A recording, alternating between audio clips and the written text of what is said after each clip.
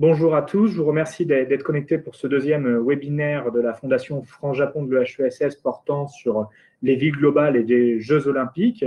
L'objectif de ce webinaire est de questionner aujourd'hui le rapport entre les candidatures émises depuis les années 2000 et les villes globales sur le plan à la fois de la ville, mais aussi sur le plan de la gouvernance. Et on reçoit pour cette séance le professeur émérite de l'Université de Lausanne, Jean-Loup Chaplet, qui travaille sur le CIO et sur le mouvement olympique de manière générale depuis les années 70 et qui va nous présenter les enjeux de l'évolution de la gouvernance de l'olympisme, à la fois du CIO mais aussi des Jeux olympiques. Cette séance est enregistrée. Si vous souhaitez qu'elle ne soit pas, dites-le nous sur le chat. Elle sera disponible ensuite en vidéo sur le site de la Fondation France-Japon et vous pourrez donc ainsi la diffuser si vous le souhaitez. Je vous invite à poser vos questions par écrit dans le chat durant la présentation de Monsieur Chaplet. Vous aurez ensuite la possibilité de poser des questions à la fin de la présentation en allumant votre micro et en participant à ce séminaire. Voilà, je vous laisse la parole, Monsieur Chaplet, et je vous remercie encore une fois d'avoir accepté de venir présenter ce sujet. Merci beaucoup pour votre introduction. Merci beaucoup à tous ceux qui sont connectés. Nous sommes tous en ligne. C'est quelque chose que nous faisons de façon régulière maintenant, malheureusement. Mais néanmoins, il est possible de poser des questions, non seulement à la fin, mais aussi en cours de route avec le chat qui se trouve aussi à disposition sur cette plateforme. Donc, n'hésitez pas, ça rendra la présentation beaucoup plus interactive. Donc, je vais vous parler de l'évolution de la gouvernance des Jeux olympiques. Comme il a été dit, mon nom est Jean-Loup Chaplet de l'Université de Lausanne.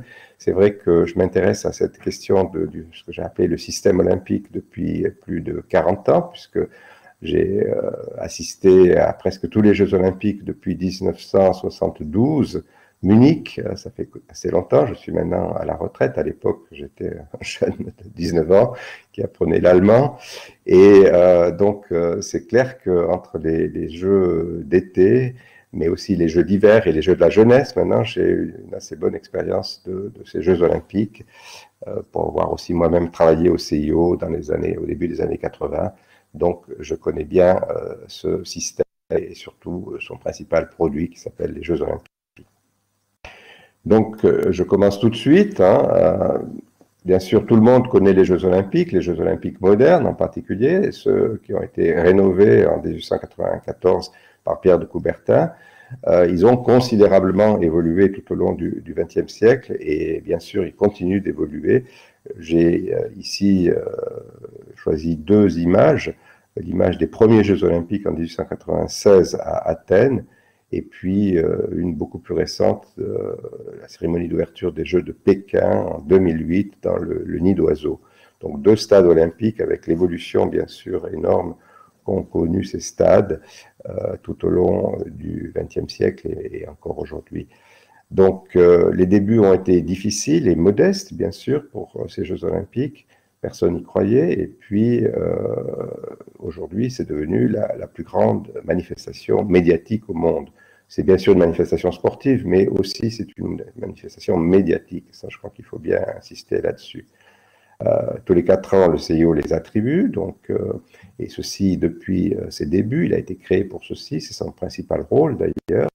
Et seulement pendant les 2 guerres mondiales, en 1916, 1940 et 1944, les Jeux olympiques n'ont pas pu avoir lieu. Et puis, pour la première fois de l'histoire olympique, ils ont été reportés, comme vous le savez, de 2020 à Tokyo à 2021, peut-être certains parlent de 2022 maintenant. Et puis, tout au long de cette évolution, les Jeux qui avaient une image idyllique ont aujourd'hui une image écornée. Et c'est pour ça que leur gouvernance a dû évoluer considérablement et va continuer à évoluer. On va voir dans quel sens. Donc, grosso modo, cette évolution montre qu'il y a besoin d'une implication croissante des parties prenantes, des multiples parties prenantes qui participent à la mise sur pied des Jeux olympiques. Ce n'est pas du tout que l'affaire du CIO ou du comité d'organisation. Au début, oui, bien sûr, nous avons en termes de gouvernance un couple, si vous voulez, entre le CIO, le Comité international olympique, et les COJO, les comités locaux d'organisation, une expression qui a été inventée beaucoup plus tard, mais qui est utilisée aujourd'hui, en tout cas en français. Et puis, avant la Deuxième Guerre mondiale, eh bien, nous avons l'apparition d'autres parties prenantes importantes, les comités nationaux olympiques qui envoient des équipes, qui sont indispensables, bien sûr, les équipes d'athlètes, et puis les fédérations internationales, les FI, comme on les appelle, qui sanctionnent les compétitions, qui fournissent les juges et les arbitres nécessaires pour les différentes compétitions, puisqu'il y a une cinquantaine de disciplines aux Jeux olympiques. Et puis, à partir de 1936, bien sûr, avec les Jeux nazis à Berlin, on a une intervention de plus en plus forte des gouvernements, mais ceci se confirme après la Deuxième Guerre mondiale, comme nous allons le voir en détail. Et puis, l'arrivée des télévisions, des diffuseurs, notamment à partir des années 60, et en particulier aux Jeux de Tokyo, 64. Les sponsors internationaux et les sponsors nationaux aussi se mettent de la partie, deviennent des parties prenantes très importantes à partir des années 70 et 80. Et puis, aujourd'hui, et déjà, à partir du moment où les gouvernements sont intervenus, une implication importante des collectivités publiques, des associations, des groupes civiques et autres parties prenantes que je vais détailler dans cette présentation. Donc on commence par les débuts tout simplement, c'est-à-dire jusqu'en 1932, les premiers Jeux ont lieu en 1896, et là aussi, vous voyez des images des Jeux d'Athènes en 1896 et de Los Angeles en 1932. Là, on a affaire essentiellement, en termes de gouvernance, à un duo entre le CIO qui attribue les Jeux et le COJO qui les organise. Le CIO n'organise pas les Jeux, ça il faut bien le comprendre, il supervise leur organisation, mais c'est le comité d'organisation qui est chargé de l'organisation depuis les débuts, depuis Athènes 1896, et de plus en plus, jusqu'en 1932, grosso modo, il n'y a pas tellement d'autres acteurs à part les CNO qui petit à petit se forment, qui n'existent pas au début bien sûr, mais qui se forment petit à petit pour envoyer des équipes, et aussi les fédérations internationales qui la plupart n'existaient pas avant la création du CIO, et petit à petit se crée par exemple la FIFA en 1904. Et puis les médias, bien entendu, interviennent à partir des années 20 par exemple, 24 à Paris, qui sont les premières diffusions par la radio, puis ensuite la télévision, etc. On va voir tout ça parce que les médias et les télévisions en particulier deviennent des parties prenantes très importantes dans la gouvernance des Jeux.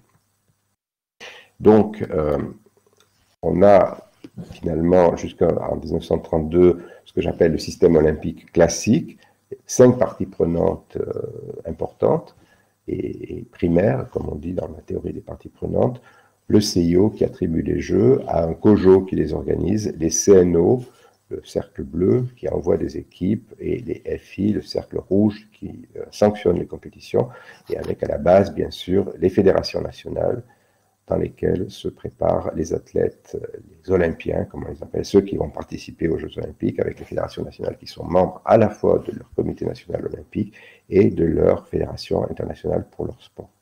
C'est un système que j'ai présenté il y a déjà très longtemps dans ce livre, le système olympique en 1991. À partir de 1936, et encore une fois bien plus après la Deuxième Guerre mondiale, c'est l'implication très forte des gouvernements. Le CIO perd un peu de son importance, et c'est un duo gouvernement-COJO qui se met en place. Berlin 1936 est un prototype parce que l'Allemagne nazie, le gouvernement nazi de l'époque s'aperçoit que les Jeux peuvent être une opportunité extraordinaire de promotion vis-à-vis par rapport à la nouvelle Allemagne, comme on disait à l'époque, alors que le parti nazi était opposé aux Jeux, à l'attribution des Jeux avant de venir au pouvoir. Mais après la Deuxième Guerre mondiale, cette implication devient de plus en plus forte parce que les Jeux, tout simplement, sont de plus en plus importants et nécessitent des installations qui doivent être construites et des fonds donc, qui doivent être mis à disposition pour construire ces installations par les collectivités publiques, essentiellement la ville olympique, bien sûr, mais aussi d'autres collectivités éventuellement autour de la ville olympique et bien sûr l'État national et l'État régional parfois. Et finalement, à cette époque, le CIO se contente de d'élire la ville, ce qu'il fait depuis 1894, et puis de surveiller les grands principes olympiques qu'il applique à travers la charte olympique, à savoir le principe de l'amateurisme, qui était un point très important à l'époque, la participation des différents pays, quels pays peuvent venir ou ne pas venir, notamment après la Deuxième Guerre mondiale, avec l'exclusion de certains pays, ou la situation des deux Allemagnes, par exemple, des deux Corées, des deux Chines, etc.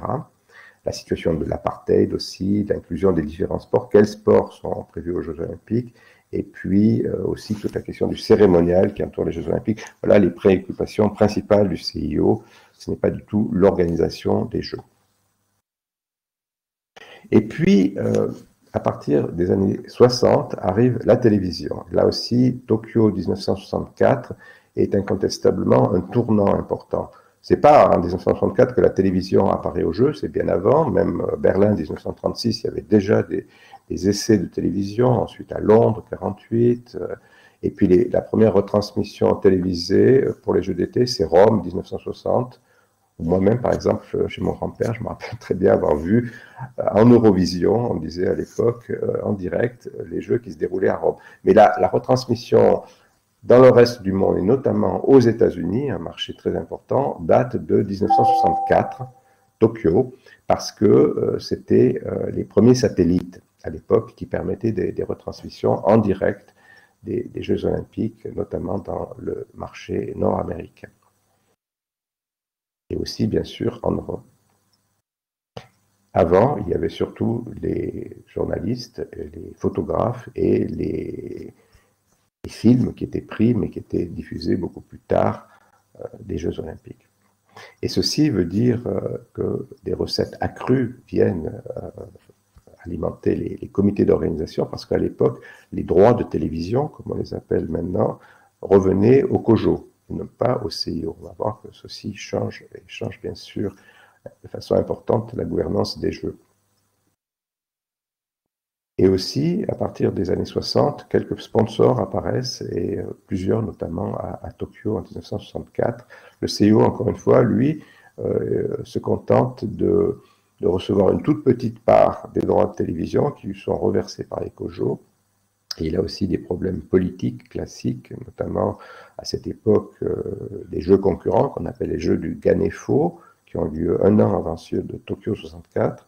Et puis après, dans les années 70, les boycotts des années 72, 76, 80, 84 et même 88. Donc le CIO s'intéresse pas de très près, pour tout dire, à l'organisation des Jeux. Et puis, à partir des années 70 et 80, on a l'arrivée massive des sponsors, et notamment des sponsors internationaux.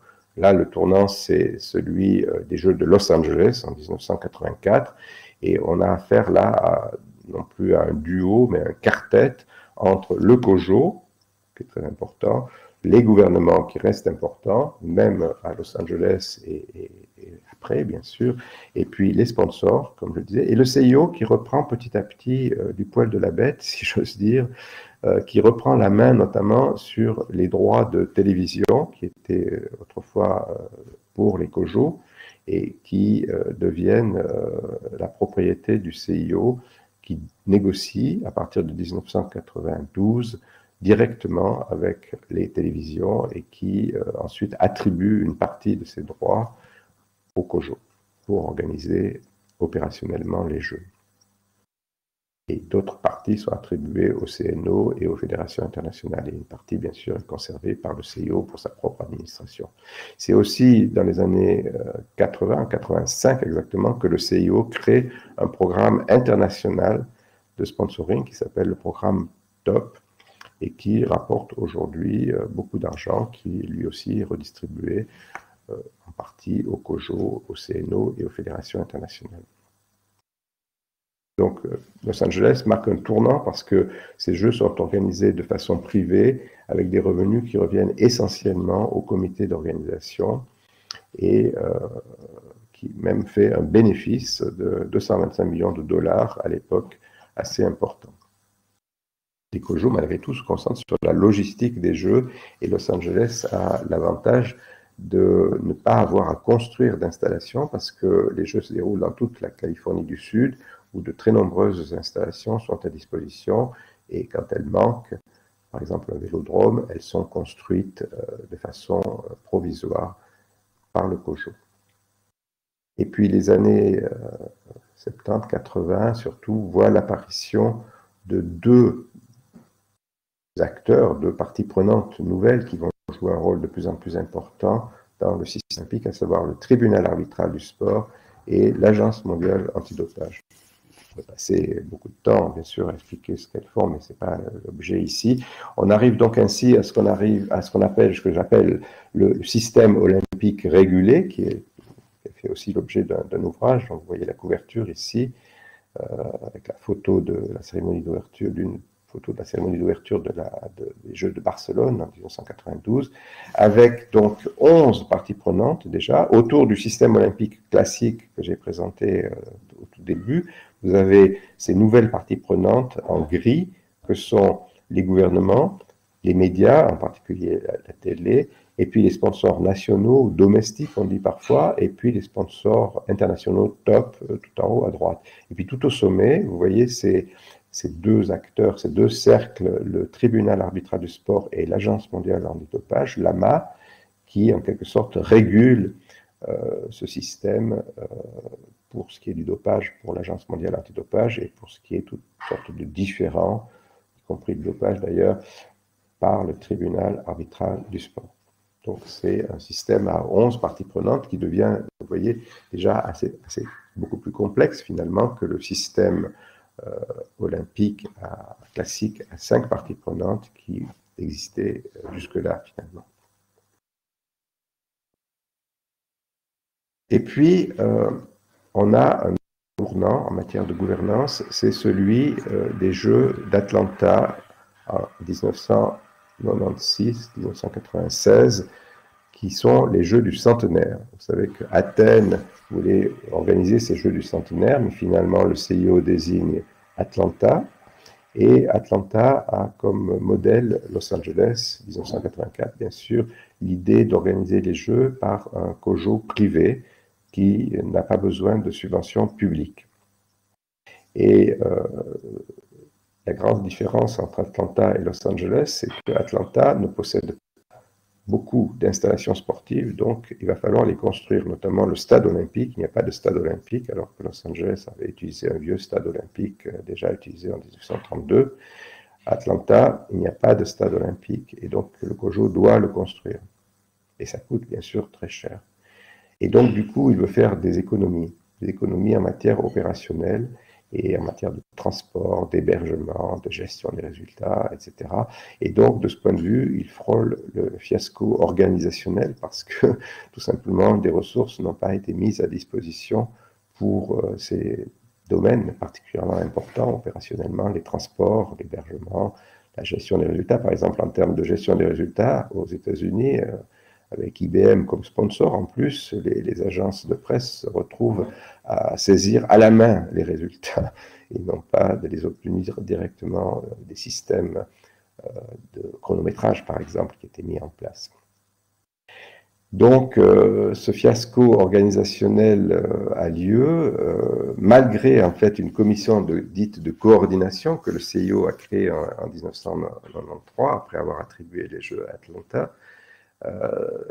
Et se déroulent aussi deux autres phénomènes en plus du fiasco organisationnel.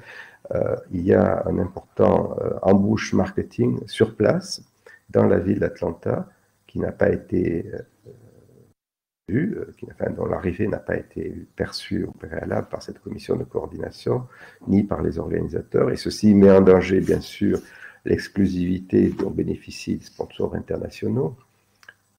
Une fois, le programme TOP a été créé 10 ans au préalable. Et puis, à la fin des Jeux, malheureusement, il y a un attentat dans le parc olympique qui a été installé en plein centre d'Atlanta par le COJO, parce que ce parc olympique, tout simplement, n'a pas de protection de sécurité. Ça coûtait trop cher, et là encore, les économies ont fait que finalement, quelqu'un a pu rentrer dans le parc avec une bombe qui a fait 2 morts. Mais enfin, bien sûr, ça endeuille les Jeux à la fin. Et du coup, ça a fait réfléchir le CIO, comme on va le voir. Et surtout, on s'aperçoit longtemps d'ailleurs après les Jeux, à travers une étude du GAO, c'est-à-dire du General Accounting Office du Congrès des États-Unis, que en fait, le COJO d'Atlanta et les Jeux d'Atlanta ont reçu d'importantes contributions du gouvernement fédéral, de l'État de Géorgie et aussi de la ville d'Atlanta, contrairement à ce qui avait été annoncé. En fait, les Jeux n'ont pas été payés par les revenus des Jeux, mais en grande partie, enfin en partie à 20% environ, par des fonds publics. Et donc, comme je dis... Monsieur Crépé, est-ce que vous pouvez revenir sur la question de l'embuscade marketing, de l'embûche marketing dont vous parlez, et expliquer un peu la question de la primauté de certains partenaires sur le village olympique et sur l'espace olympique à ce moment-là, pour comprendre le contexte, qu'est-ce qui est important à comprendre? Tout à fait. Alors, dans le sponsoring, il y avait un grand principe, c'est l'exclusivité.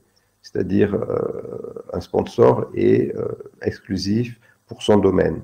Par exemple, pour le citer, puisque son siège est à Atlanta, c'est Coca-Cola. Coca-Cola a l'exclusivité des boissons gazeuses.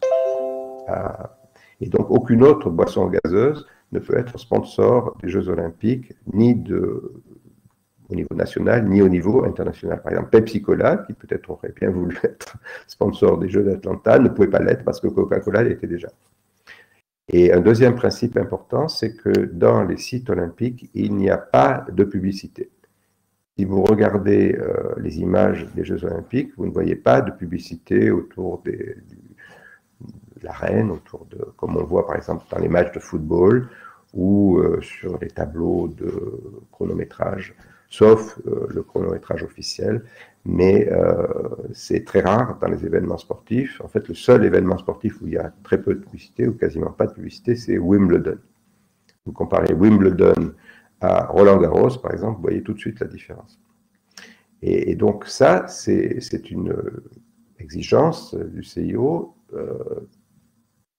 qui accepte les sponsors, malgré les sommes très importantes qu'ils versent, mais pour autant que personne d'autre n'utilise la possibilité de s'associer aux Jeux Olympiques. Et c'est malheureusement ce qui s'est passé à Atlanta, où la ville d'Atlanta elle-même n'a pas trouvé mieux que de louer certaines portions de son territoire et de ses trottoirs, en fait, à différents commerçants, y compris des concurrents des sponsors officiels. Et donc, ceci pour faire un petit peu d'argent, pour récupérer un petit peu de l'argent qu'ils avaient utilisé pour financer finalement le COJO. Et ceci a créé une atmosphère de foire dans Atlanta et autour d'Atlanta qui a été très peu appréciée par les sponsors officiels qui, eux, avaient payé très cher et qui n'avaient le droit de faire rien du tout finalement, sauf de le faire savoir à travers des publicités, bien entendu. Donc c'est ce qu'on appelle le phénomène d'embouche marketing qui se développe beaucoup, bien que quelques mesures, comme je vais l'expliquer, ont été prises et ont été prises à Paris, par exemple.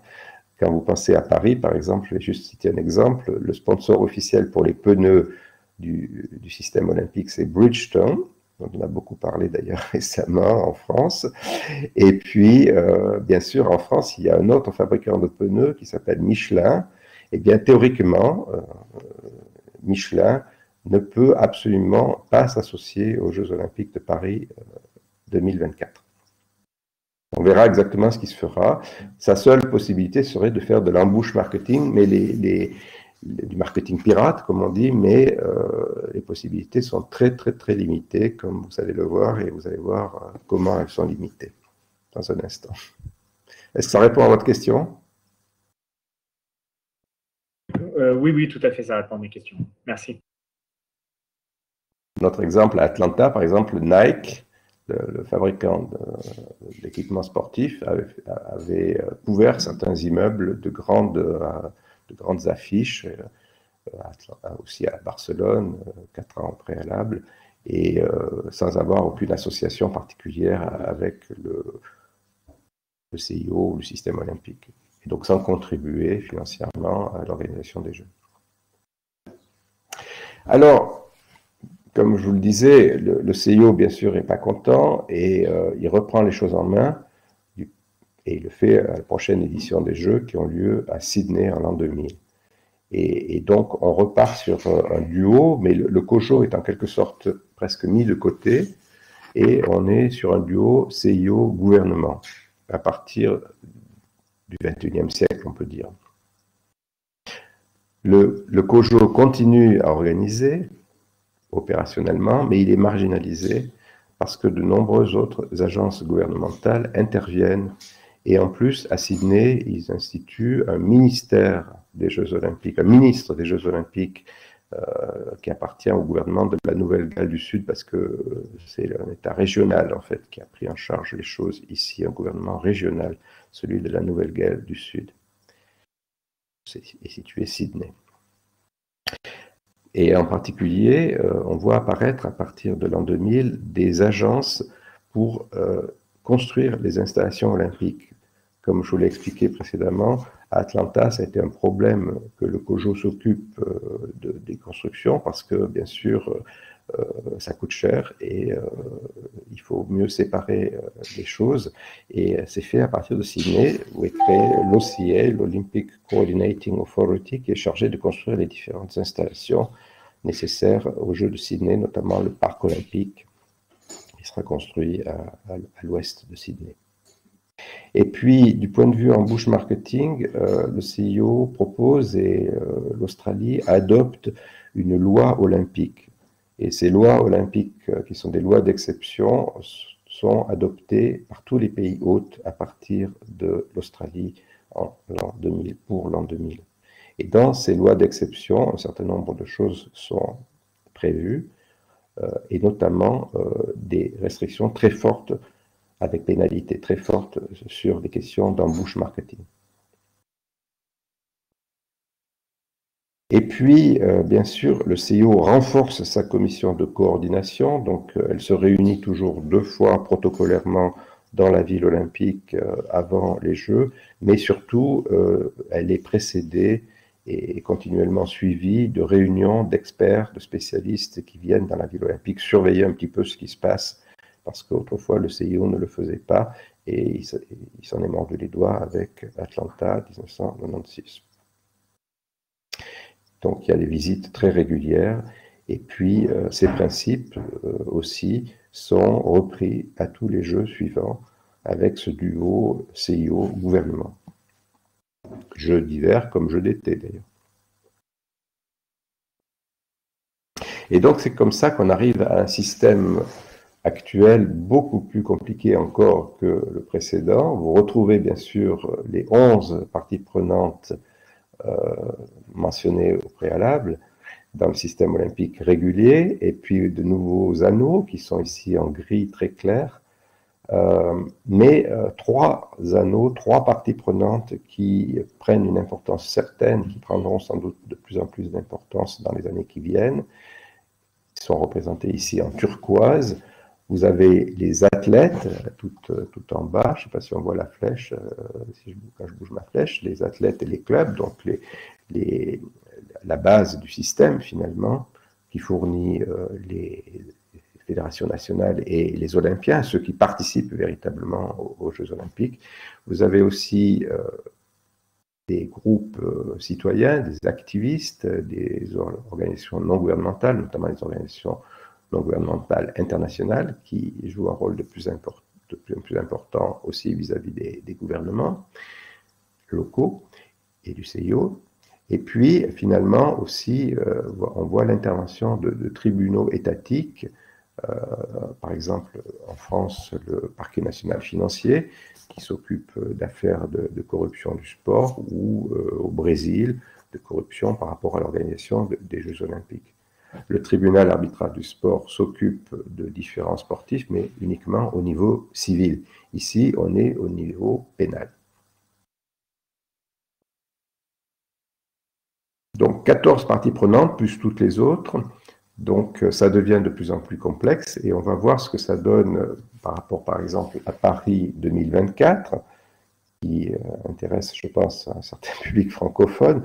On est un petit peu au-delà du duo dont je parlais, CIO gouvernement. Le COJO reprend un petit peu de poil de la bête et on est donc face à un trio, COJO, CIO, gouvernement. Le COJO devient un coordonnateur d'organisation des Jeux Olympiques parce que il y a toutes sortes d'autres mécanismes pour gouverner ces Jeux que le COJO.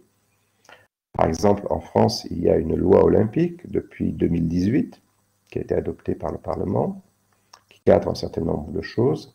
Il y a un délégué interministériel, qui était M. Jean Castex, qui est maintenant Premier ministre, qui coordonne les différents ministères nationaux du gouvernement qui interviennent dans l'organisation des Jeux. Il y a aussi des délégués ministériels, différents domaines, éducation, culture, santé, etc.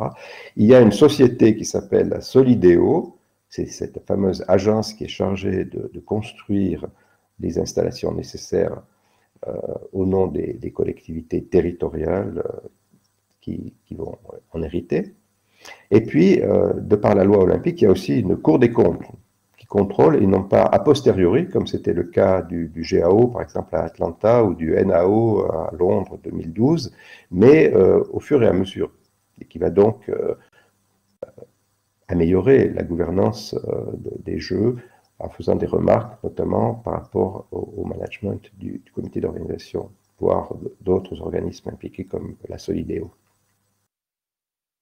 Et puis, les territoires aussi, à travers les collectivités territoriales, sont très impliqués. Et bien sûr, on pense ici à la Seine-Saint-Denis, qui attend beaucoup des Jeux en termes d'héritage, à savoir que les Jeux payent un certain nombre d'installations dans son territoire.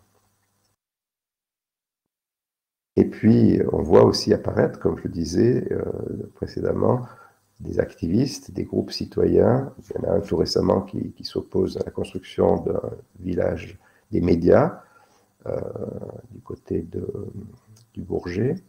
Il y a les tribunaux étatiques qui sont bien sûr pas encore intervenus, en tout cas dans le cadre des JO, mais par exemple dans le cadre de l'affaire Diac en France, ancien président de la Fédération internationale d'athlétisme. Et puis les athlètes aussi qui s'expriment de plus en plus et qui veulent de plus en plus s'exprimer sur un mode revendicatif. Non seulement les Olympiens, mais aussi ceux qui pourraient être Olympiens à Paris en 2024. Et puis, je terminerai sur Tokyo, puisque je pense que aussi la question des Jeux au Japon intéresse plusieurs auditeurs. Le report des Jeux de Tokyo et sa gouvernance met en scène en fait ce pilotage à trois, COJO, CIO, gouvernement, et notamment l'importance des gouvernements, non seulement du gouvernement national, mais aussi des gouvernements régionaux. À Tokyo, le Tokyo Metropolitan Government, qui en fait dirige un territoire de plus de 30 millions d'habitants, beaucoup plus grand que la plupart, beaucoup de pays du monde. Et vous avez remarqué que cette décision de report a été annoncée conjointement par le président du CIO et le premier ministre japonais de l'époque, M. Abe. Ce n'est pas une décision qui aurait pu être prise unilatéralement, soit par le CIO, théoriquement oui, mais pratiquement impossible, et puis non plus par le gouvernement japonais. Donc c'est une décision conjointe qui a été prise conjointement. Il semble qu'il y avait de la résistance de la part du gouvernement japonais qui ne voulait pas reporter, mais finalement tout le monde est venu à la conclusion qu'il fallait reporter. Et le report des Jeux de Tokyo a nécessité bien sûr une gouvernance particulière. C'est une gouvernance conjointe ou même à trois entre le COJO et les gouvernements locaux, c'est-à-dire le Tokyo Metropolitan Government et aussi le gouvernement national japonais, et le CIO par ailleurs, qui ont créé chacun de leur côté des groupes de travail, avec ensuite un comité de pilotage finalement à quatre, avec 2 représentants du CIO et 2 représentants du COJO, à savoir le président et le directeur général du COJO. Et du côté du CIO, le président de la commission de coordination et un directeur exécutif des Jeux Olympiques, donc qui fait partie de l'administration du CIO et qui suit ça au quotidien, bien entendu. Une ancienne étudiante d'ailleurs. Donc l'idée, c'est de travailler conjointement avec ces parties prenantes, ces 3 parties prenantes particulièrement importantes, et ceci pour éviter un couac qui date de 2018, en fait, quand le marathon et les épreuves de marathon et de marche ont été reportées de Tokyo à Sapporo, déplacées plus exactement de Tokyo à Sapporo, parce que les chaleurs que Tokyo éprouve en été ont été considérées trop fortes, et donc plus au nord, à Sapporo, il était possible, il a été imaginé en fait de façon unilatérale par le CIO, et les Japonais, les partenaires japonais et la ville de Tokyo en particulier en a été très marri, et donc pour éviter une telle décision unilatérale, tout ce système de gouvernance à 3 a été mis en place. Et puis bien sûr, il faut gérer les coûts supplémentaires qui sont de 1,6 milliard d'euros selon les dernières estimations, sur un budget de 13 milliards, où 40% est pour l'organisation et 60% sont pour les investissements. Donc bien sûr, la gouvernance des Jeux en a été un petit peu affectée, et surtout on voit au grand jour qu'elle repose essentiellement sur une collaboration très étroite entre, d'un côté, le CIO et de l'autre côté, les différents gouvernements auxquels s'associe le COJO. Et je termine sur la nécessité, la conclusion finalement, d'une nécessité d'une gouvernance collaborative. C'est un terme qu'emploient maintenant beaucoup de chercheurs. Donc une gouvernance qui met en place la collaboration entre les multiples parties prenantes, les 14 parties prenantes que j'ai mises en avant tout à l'heure, et d'autres encore peut-être qui apparaîtront au fur et à mesure. Les COJO seront de plus en plus appuyés par des agences locales. Et d'ailleurs, Paris 2024, par exemple, a décidé de déléguer énormément de tâches organisationnelles proprement dites à des contracteurs, comme on les appelle, ou à des mandataires, plus exactement, notamment pour la sécurité, pour d'autres choses. Pour les constructions, on le sait, c'est à Solideo. Et puis, on s'en est aperçu aussi avec Alexandre Faure, de plus en plus, les villes olympiques sont des villes globales. Ah, excusez-moi, ça c'est mon téléphone que je vais couper tout de suite. Ça, donc les villes olympiques sont de plus en plus des villes globales. Vous savez, connaissez ce concept de Saskia Sassen, et c'est bien sûr le cas de Londres, qui a organisé les Jeux en 2012, de Paris en 2024, Los Angeles, Tokyo. Los Angeles n'est pas encore une ville globale officiellement, mais est très souvent citée dans la liste des villes globales qui ont fleuri. Et puis, au niveau gouvernemental, ce n'est pas qu'une affaire du gouvernement central, c'est aussi de plus en plus une affaire des gouvernements régionaux, voire subrégionaux, voire des communes. Les sponsors aussi s'impliquent de plus en plus dans l'organisation à travers un rôle de fournisseur. Par exemple, Omega, qui est le sponsor officiel du CIO pour le chronométrage, s'implique systématiquement dans le chronométrage, qui est une dimension bien sûr importante. Le CIO lui-même a créé des agences et des sociétés anonymes pour gérer certaines parties importantes des Jeux Olympiques, à savoir par exemple la production du signal télévisé. C'est une société qui s'appelle OBS, Olympic Broadcast Systems, qui a été mise en place depuis plusieurs années maintenant, et qui bien sûr sera à l'œuvre à Paris, comme dans d'autres Jeux, comme à Tokyo. Et puis, ce n'est que le début, parce que la vente des billets, par exemple, à Paris, sera effectuée par une société liée d'ailleurs à un sponsor probablement, et non plus par le COJO, comme c'était le cas avant, comme c'était le cas avant aussi pour les transmissions télévisées qui étaient mises sur pied par les COJO. Et donc, faire cette danse collaborative va être indispensable. Il va falloir bien sûr trouver les moyens de le faire. C'est clair que c'est difficile de mettre 14 parties prenantes autour d'une même table. Disons que les discussions sont plus compliquées quand il n'y a plus qu'une ou deux parties prenantes. Voilà, merci beaucoup de votre attention. Je crois que j'ai à peu près utilisé le temps qui m'était imparti. Décidément, je vais couper. Voilà.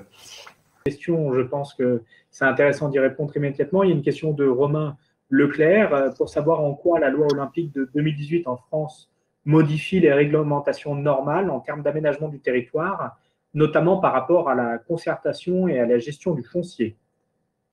Peut-être cette première question et ensuite il y a une deuxième Oui, question. tout à fait.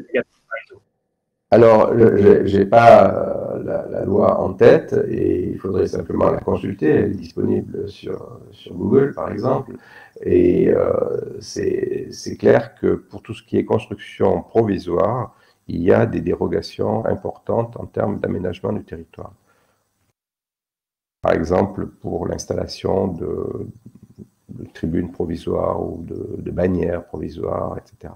Pour ce qui est des constructions permanentes, je ne pense pas qu'il y ait de modifications importantes ou de modifications même. Mais il faudrait consulter cette loi pour avoir la réponse exacte. C'est une des raisons, effectivement, pour lesquelles des lois olympiques ont été mises en place dans tous les pays depuis l'an 2000 pour faciliter en fait la préparation des Jeux et accélérer la préparation des Jeux, notamment en matière d'installations provisoires qui sont démontées après les Jeux. Pour la deuxième question. Oui, la question de Mme Parizeau, je vais la lire pour ceux qui n'ont pas accès au chat. Donc, les Jeux de Londres ont été organisés dans un quartier défavorisé de la ville. Quelles ont été les retombées pour cette partie de la ville? Les retombées pour la Seine-Saint-Denis seront-elles similaires? Alors, à Londres, effectivement, un parc olympique a été créé dans l'est de Londres, sur une zone qui était très défavorisée, c'est-à-dire surtout très délaissée et occupée par des entrepôts et très polluée, qui a d'abord été dépolluée. Et maintenant, il y a un magnifique parc olympique qui s'appelle le parc olympique Reine-Élisabeth, un peu comme les grands parcs royaux qui existent à Londres, Hyde Park, Regent Park, qui ont été construits au XVIIIe et au XIXe siècle. Donc ce parc abrite un certain nombre d'installations olympiques, à savoir qui ont été construites pour les Jeux, donc à savoir le stade olympique, qui est maintenant utilisé par une équipe de football, une piscine olympique qui est ouverte au public, et puis un grand vélodrome, et aussi une salle pour différents sports qui était utilisée pour le handball pendant les Jeux olympiques. Mais surtout, il s'agit d'un parc, c'est-à-dire d'un immense territoire couvert de verdure, traversé par la rivière Lee, qui était là déjà bien sûr avant, mais qui était totalement polluée et ne contribuait pas du tout bien sûr au côté convivial de cette région. Et puis, bien sûr, c'était là aussi qu'était construit le village olympique, et petit à petit, d'autres bâtiments sont construits pour héberger de nouveaux habitants de Londres. Comme toute ville globale, ou même toute ville d'une certaine importance, il y a un énorme besoin de logement à Londres. Et donc, petit à petit, ce parc accueille des zones où sont construits des logements pour héberger la population londonienne. Pour ce qui est de Saint-Denis, eh ben, je ne sais pas exactement parce que la chose n'a pas eu lieu, mais ce qui est connu, c'est qu'à Saint-Denis, il y a déjà un stade olympique et qui sera relié à une piscine olympique qui servira pour le water polo, sauf erreur, et puis que sera construit à proximité aussi un village olympique, là aussi, qui sera ensuite utilisé pour héberger une partie de la population qui veut habiter, de la population parisienne qui veut habiter dans cette région. Les retombées seront donc essentiellement en termes de construction, en termes d'habitation en particulier, et puis j'imagine que le Stade de France continuera à être utilisé et que la piscine sera utilisée après les Jeux pour ceux qui veulent faire de la natation. Tout à fait, merci. Je pose aussi la question d'Agnès Domer, qui est une question un peu plus théorique. Donc, Monsieur Chappé, qu'est-ce que vous entendez par la ville globale? Alors, ville globale, ville mondiale, hein, c'est Global City, c'est l'expression qu'utilisait par Saskia Sassen, qui a elle-même fait une définition assez précise. Au tout début, elle prévoyait, elle n'annonçait que 3 villes globales, à savoir Tokyo, Londres et New York. Récemment, enfin, quelques temps après, elle a annoncé une autre ville globale, à savoir Paris. Mais ce concept repose sur un certain nombre de critères, pas uniquement de taille, mais surtout d'équipement, de communication notamment, et d'institutions financières qui sont dans ces villes et qui jouent un rôle au niveau mondial. Donc, à la suite de ce concept, de nombreuses institutions ont fait des classements de villes.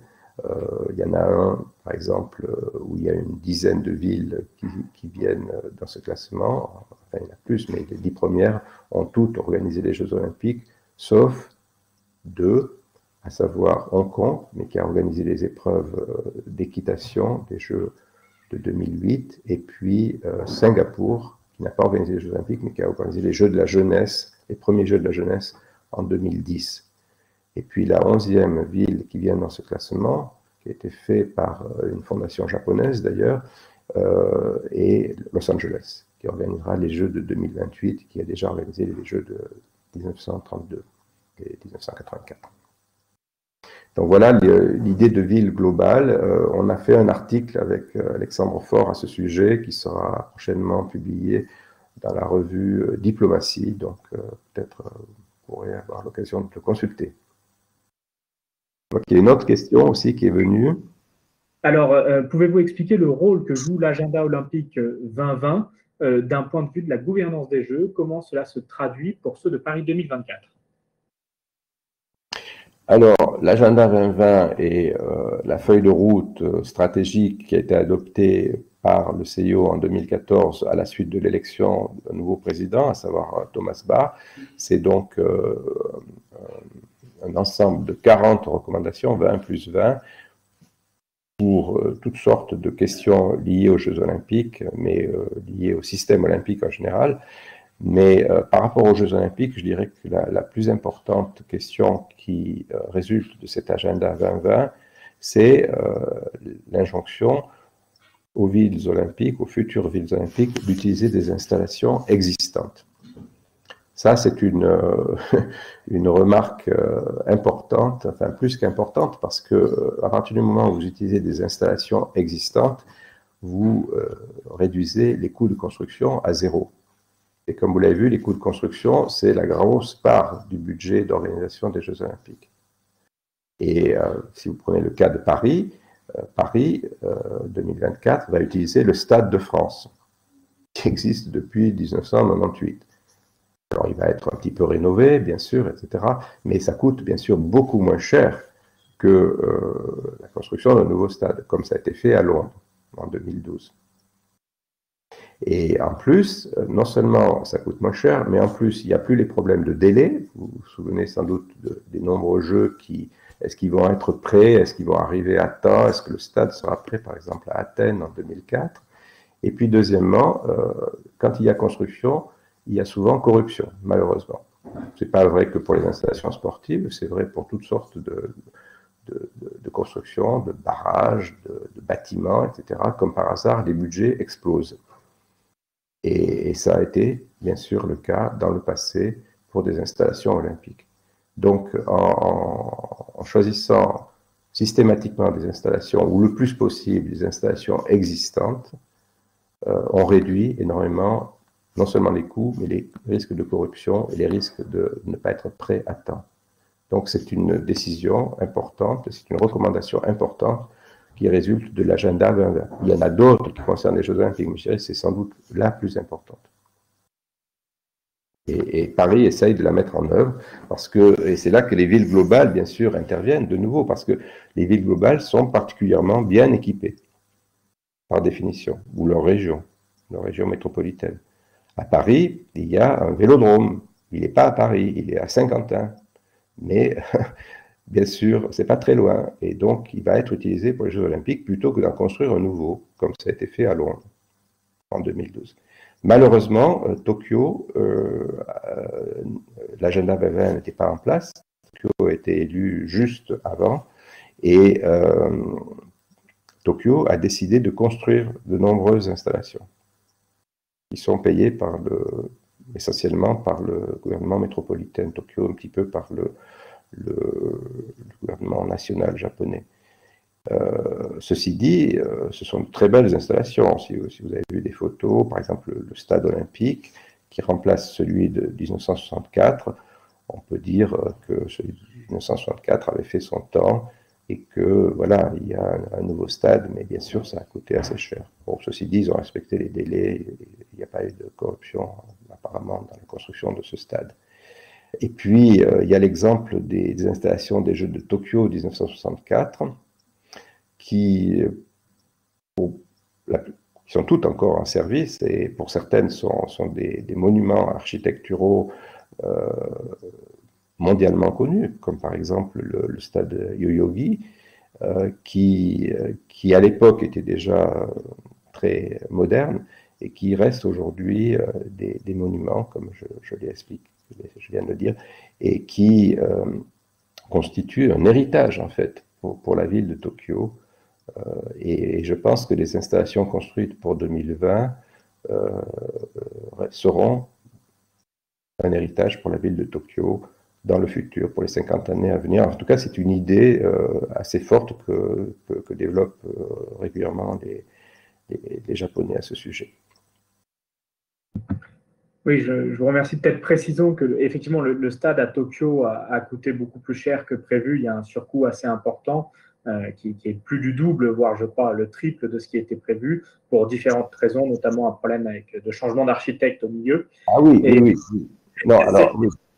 Et il y a eu ça. Et pour Tokyo, l'agenda 20, pour la temporalité peut-être olympique, il est vrai que l'agenda est présenté par Thomas Bach, président du CIO, je pense en 2013, et validé tout début 2014. Il est adopté en 2014.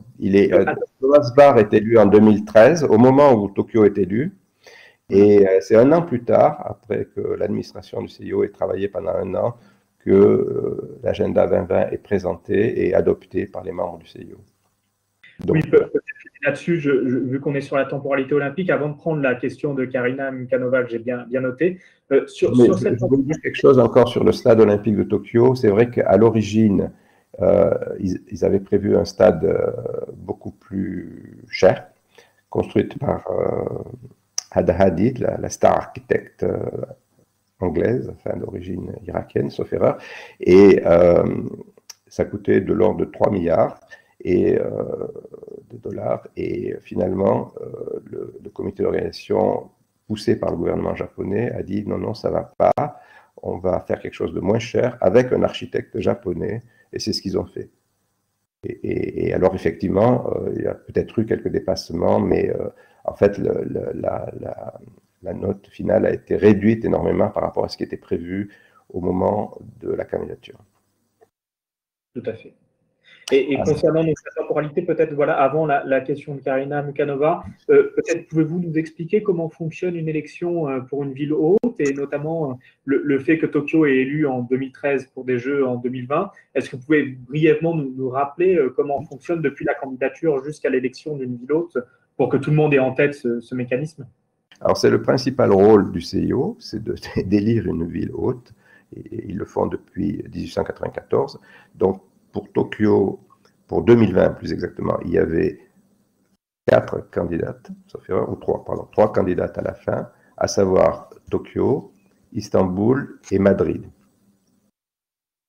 Et c'est un vote à bulletin secret par les membres du CIO, ils sont une centaine environ, et donc Tokyo a été élu au premier tour ou au deuxième tour, je ne sais plus exactement, avec un nombre suffisant, une majorité des voix de ces membres du CIO.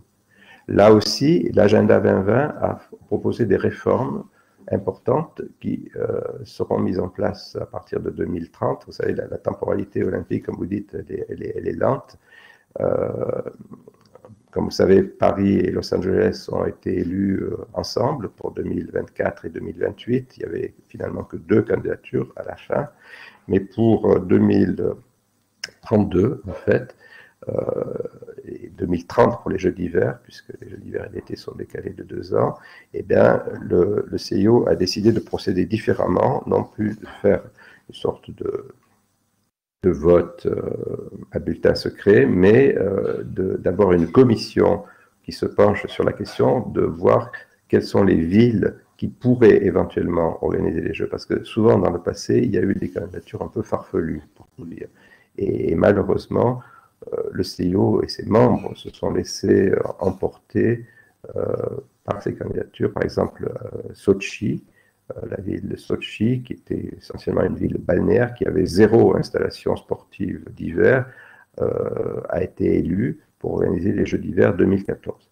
Donc bien sûr, d'énormes coûts de construction qui ont été à la charge de cette organisation des Jeux. Pour le cas de 2020, Tokyo, avec un certain nombre d'installations, a été élu face à Istanbul essentiellement, Madrid était arrivé très loin derrière, Istanbul où il fallait tout construire. Ou disons beaucoup, pas tout, non, ils avaient un certain nombre d'installations, mais il fallait énormément construire, y compris l'aéroport, qui d'ailleurs depuis a été ouvert. Un immense aéroport, sans doute un des plus grands d'Europe, qui a été construit et qui aurait été utilisé pour 2020 si les Jeux avaient eu lieu à Istanbul. Mais le CIO a préféré Tokyo, qui avait été aussi candidat pour 2016. Donc la procédure a changé et je pense que finalement, à partir de 2032, pour ce qui est des Jeux d'été, 2030 pour les Jeux d'hiver, il y aura une commission qui proposera 1 ou 2 noms de villes potentielles, qui seraient bien sûr volontaires, qui seront ensuite filtrés, si vous voulez, par la commission exécutive du CIO, le gouvernement du CIO, et ensuite proposés aux membres qui auront le choix de dire oui ou non, finalement. Donc c'est un processus qui, à mon avis, sera moins soumis ou pas soumis du tout à des problèmes qui ont eu lieu dans le passé. D'accord, donc ce système... notamment à des choix non stratégiques, comme Sochi 2014. Alors que contre Sochi 2014, il y avait Salzbourg 2014 en Autriche, qui sans doute aurait fait de très beaux jeux, parce que l'Autriche est un pays de sport d'hiver, et qui possède de nombreuses installations. Et donc ce nouveau système remplace finalement le système qui existait auparavant, qui était que des villes se portaient comme villes candidates, enfin villes requérantes, c'est-à-dire qu'elles demandaient au CIO d'obtenir le dossier de candidature, le CIO renvoyait le dossier et la pré-réponse, une première réponse qui écrémait un peu le système, et donc les villes devenaient candidates finalement quand le CIO les autorisait à devenir candidates, et c'est pour ça que c'est difficile de savoir qui est candidat. Sauf que c'est quand même les villes qui initiaient le processus. Et par exemple, La Havane, je me souviens d'elle, a été candidate, je ne sais plus à quelle édition, alors que, à l'évidence, La Havane et Cuba n'étaient pas capables d'organiser, je ne sais plus quelle édition des Jeux, et a d'ailleurs été éliminée très rapidement. Mais ces villes, y voyaient une possibilité de faire de la promotion. De se faire connaître et peut-être prétendre être ville globale un jour. Mais le processus est maintenant inverse. C'est le CIO qui, d'un point de vue stratégique, dit eh ben, tiens, ça serait bien d'aller dans telle ou telle ville ou tel continent, parce qu'il y a aussi une rotation de continents, ce qui fait que beaucoup de villes étaient complètement à contresens en termes de rotation des continents. Et puis, d'essayer de voir si telle ou telle ville qui possède telle ou telle installation, parce qu'il y a beaucoup d'installations, il y a beaucoup de parcs olympiques qui ont été construits. Par exemple, est-ce que Londres, qui a un magnifique parc olympique, et beaucoup d'installations, ne voudrait pas être candidat de nouveau pour telle ou telle édition des Jeux? Donc, c'est clair que tout ceci va favoriser les villes globales et les grandes villes, disons, les grandes villes qui ont beaucoup d'installations et qui donc seraient susceptibles d'être intéressés par organiser des Jeux. Tout à fait. Je vais prendre maintenant la question de Karina Mikhanova, donc qui vous remercie pour la présentation. Elle pose la question de savoir pour la gouvernance des JO de la jeunesse à Lausanne en 2020, et il y avait un site hôte en France. Et donc la question est de savoir est-ce que des candidatures transfrontalières, des candidatures régionales au-delà des limites étatiques pourraient être envisagées dans le futur. On sait que par exemple, il y a des candidatures de plusieurs villes. Milano Cortina, par exemple, pour les Jeux d'hiver, qui sera à la fois dans la métropole de Milan et dans la station de ski olympique italienne qui s'appelle Cortina, je ne me rappelle plus d'Asonza, ou je me rappelle plus du deuxième pour les Italiens. Mais voilà, il y a donc parfois des sites plus grands. Est-ce qu'on pourrait imaginer des jeux transfrontaliers ou des jeux régionaux? Alors oui, depuis longtemps on l'imagine, notamment pour les Jeux d'hiver, parce que pour les Jeux d'hiver, il faut quand même des montagnes, un peu de neige. Et effectivement, à Milan, il n'y a pas énormément de neige, enfin, sauf accident, comme à Madrid. Mais effectivement, ça sera organisé avec la station de Cortina d'Ampezzo, qui se trouve à 400 km de Milan, et aussi une autre station qui s'appelle Bormio, et d'autres qui sont dans la région. Ça, c'est aussi une des conséquences de l'agenda 2020, du fait qu'on peut utiliser on doit utiliser des installations existantes, même si elles sont relativement éloignées. Et puis, les Jeux de la jeunesse 2020 à Lausanne en janvier dernier, oui, c'était une première olympique, mais ça a beaucoup été considéré au préalable. Par exemple, pour les Jeux de Turin 2006, plutôt que de construire une piste de bob, qui, on le sait, est un problème dans les Jeux d'hiver, eh bien, le CIO a conseillé au comité d'organisation de Turin de l'époque d'utiliser la piste de La Plagne en France, qui est juste de l'autre côté de la frontière. Et c'est le comité d'organisation de Turin qui a refusé, sans doute pour des motifs politico-nationaux en quelque sorte.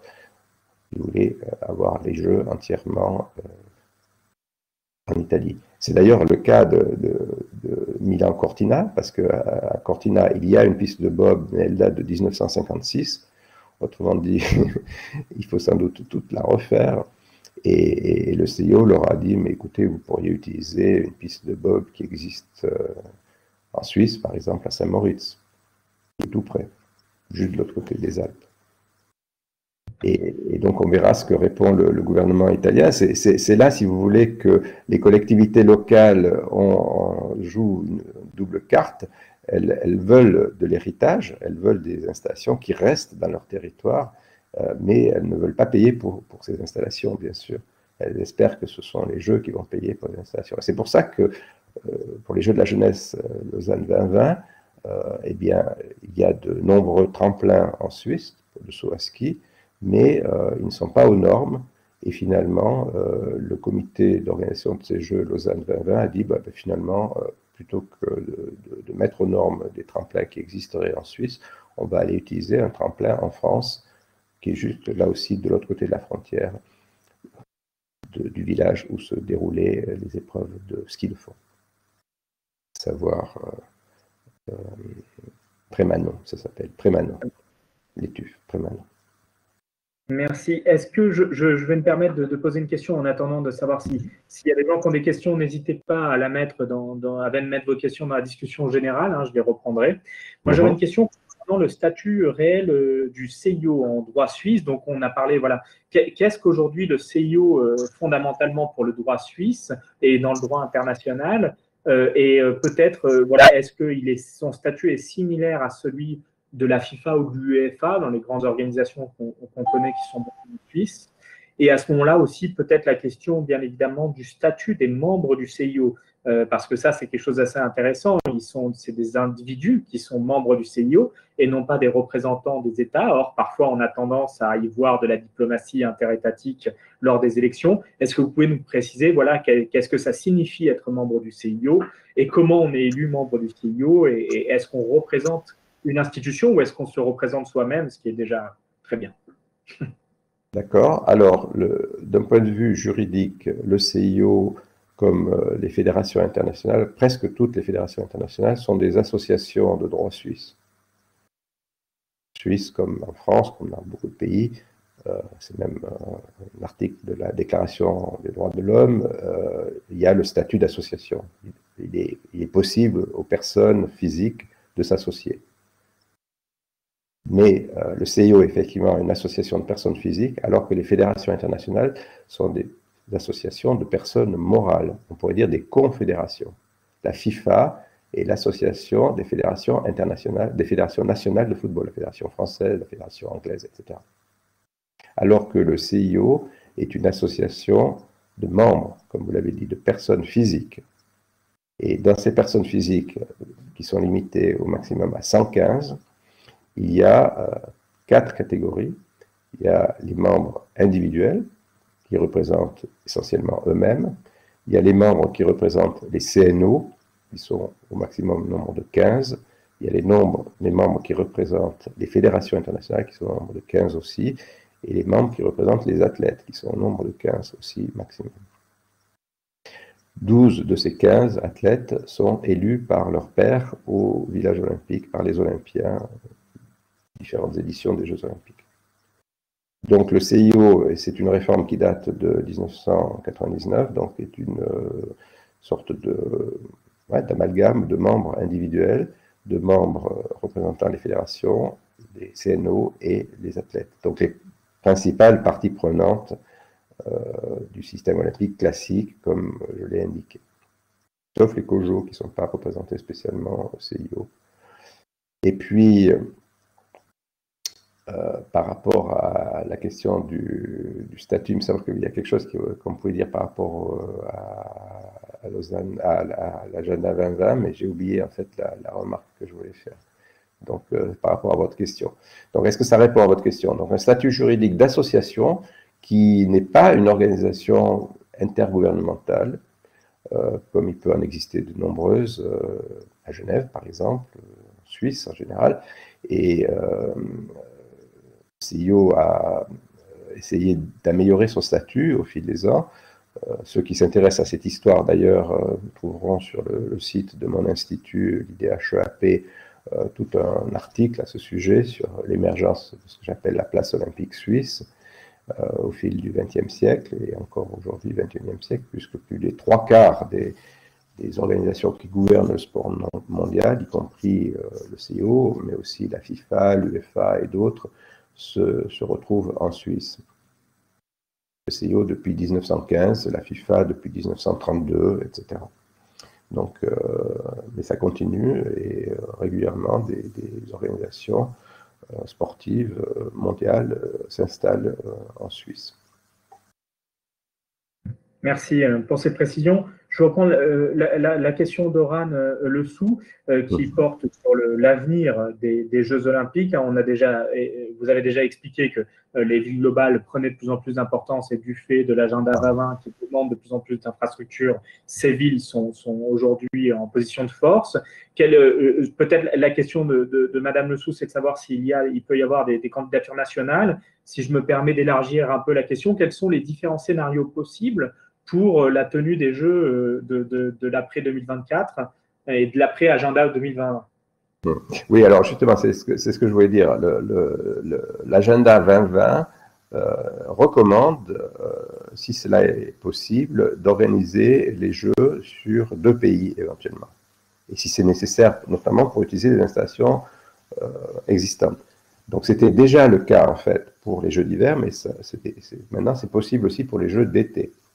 Comme ça se fait d'ailleurs, par exemple, pour l'Euro de football, qui est souvent organisé sur 2 pays. Par exemple, en 2008, il était organisé en Suisse et en Autriche. Mais ce n'était pas possible pour les Jeux d'été, et c'est maintenant possible depuis l'adoption de l'agenda 2020. C'était depuis longtemps possible pour les Jeux d'hiver, mais ça a été fait pour la première fois avec les Jeux de la jeunesse 2020, Lausanne, comme je l'ai expliqué tout à l'heure. Donc pour revenir à la question, bien sûr, c'est possible maintenant d'avoir à Sapporo des épreuves de marche et de marathon. C'est une décision que le CIO a prise en 2018 déjà. Mais on dit Tokyo 2020 ou 2021, mais en fait, c'est toute la région de Tokyo qui est impliquée. Par exemple, il y aura des épreuves à Yokohama Bon, c'est pas très loin de Tokyo, mais on pourrait, c'est pas le cas, mais on aurait pu imaginer des épreuves à Osaka, à Kobe, à Okinawa, que sais-je. C'était tout à fait envisageable, mais ça n'a pas été proposé par le comité d'organisation de Tokyo. Comme vous le savez, Paris 2024, il y aura des épreuves à Tahiti pour le surf. Ça a été proposé par le COJO de Paris. Le CIO n'en était pas très content parce que c'est de point de vue image de durabilité, c'est peut-être pas extraordinaire, mais c'est une proposition du COJO et c'est difficile d'organiser des jeux sans que le COJO soit d'accord. Et les gouvernements impliqués, les collectivités territoriales impliquées, parce que de nouveau, il y a cette envie d'accueillir les jeux pour récupérer un certain héritage après coup, aux frais d'autres. Alors,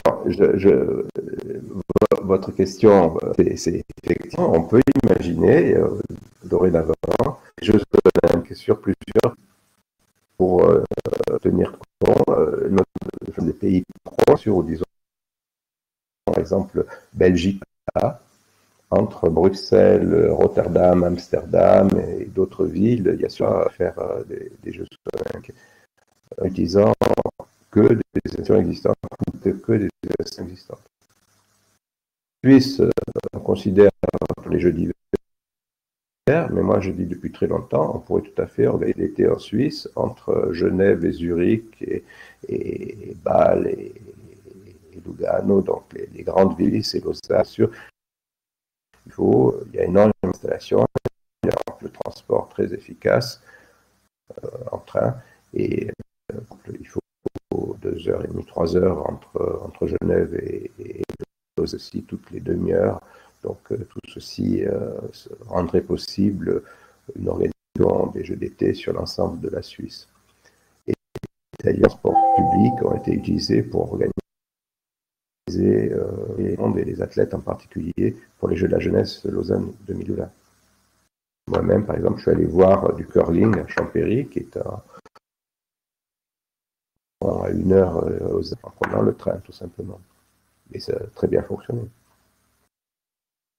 Merci pour cette réponse. Je vais poser une éloignée, notamment Milan Cortina d'Ampezzo, qui s'interroge sur la prise en compte des questions écologiques. Est-ce que l'agenda 2020 évoque d'autres critères écologiques au-delà de la réutilisation des sites et des infrastructures? Donc j'imagine notamment peut-être le transport. Effectivement, pour reprendre le cas de Tahiti, on imagine bien que les athlètes seront à Tahiti, ne feront pas l'aller-retour depuis Paris, depuis le village de Saint-Denis. Voilà, est-ce qu'il y a des critères qui prennent en compte, par exemple, la distance des sites ou l'utilisation de tel ou tel mode de transport? Alors, que je me souvienne, il n'y a pas une recommandation particulière sur les transports, mais il y a une recommandation assez générale, comme quoi la durabilité doit être considérée dans tous les aspects d'organisation des Jeux olympiques. Alors, c'est un peu vague, et ça mériterait d'être précisé, et je sais qu'il y a plusieurs personnes au CIO qui y travaillent, et aussi dans les COJO. Après, c'est à voir de cas en cas, si j'ose dire.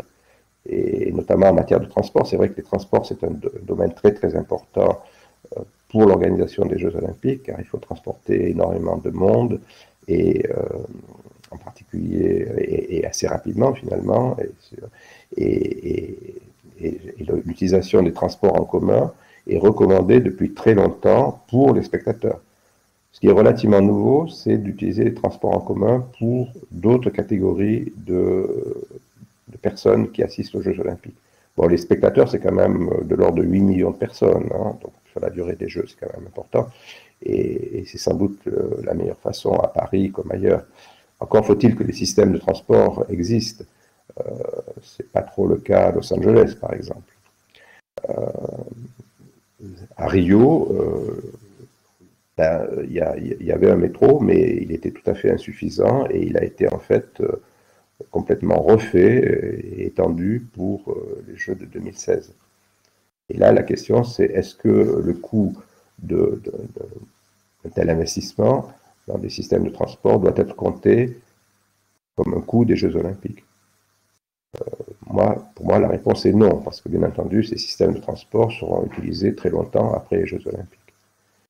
À Tokyo, il n'y a pas eu de problème, c'est sans doute un des meilleurs systèmes de transport public au monde, avec je ne sais plus combien de dizaines de lignes de métro. C'est un peu compliqué parce qu'il y a beaucoup de propriétaires, etc. Mais il est prévu, effectivement, et je pense que ce sera de toute façon le cas, que les spectateurs seront essentiellement transportés par métro, par système de transport public japonais, peut-être aussi, bien sûr, des bus. Pour ce qui est des athlètes, des officiels, je pense que c'est aussi lié à la crise sanitaire, ils vont utiliser des transports dédiés, des bus essentiellement. Après, se posera la question de la circulation au sein d'une métropole qui est, comme vous le savez, énorme. À Paris, il est question que le métro du Grand Paris soit ouvert pour 2024 ou en partie ouvert pour 2024. Mais bien sûr, cette infrastructure sera utilisée longtemps après les Jeux de 2024. Oui, même si dans le cas de Paris, je me permets d'intervenir parce que c'est mon sujet de thèse à la base, donc j'ai pu travailler un peu dessus. La transformation, la modification des calendriers pour pouvoir faire en sorte que les lignes arrivent à Pleyel à temps a quand même été un surcoût de 600 millions d'euros sur le projet initial qui n'est pas du tout pris en compte dans les budgets olympiques, donc qui sont voilà, un petit peu par une tactique pour les enlever du budget. Donc c'est vrai qu'il peut y avoir des surcoûts. Après, on est d'accord que les lignes auraient été faites sans les Jeux, donc c'est compliqué de faire ceci. Mais c'est le problème de l'accélération. Oui. Accélérer certains équipements, ça coûte toujours un peu plus cher. C'était aussi le cas à Montréal, par exemple, en 76, où 2 stations de métro ont été construites pour desservir le parc olympique. Et ont dû être prêtes à temps, bien entendu. Et donc, en plus, il y a eu des grèves, tout ça. Enfin, ça a considérablement augmenté les coûts des Jeux de Montréal. Encore une fois, la question, est-ce que ça aurait dû être compté au budget des Jeux des Olympiques? C'est une bonne question, je pense. Je ne sais pas comment ça a été traité, ces 600 millions d'euros dont vous parlez, pour le Grand Paris, et qui les a payés. Mais à mon avis, ça ne devrait pas être compté dans le budget des JO. Parce que... Ça a été traité par une commission parlementaire qui l'a induit dans le budget de la Société du Grand Paris, qui est en charge de la construction du nouveau métro.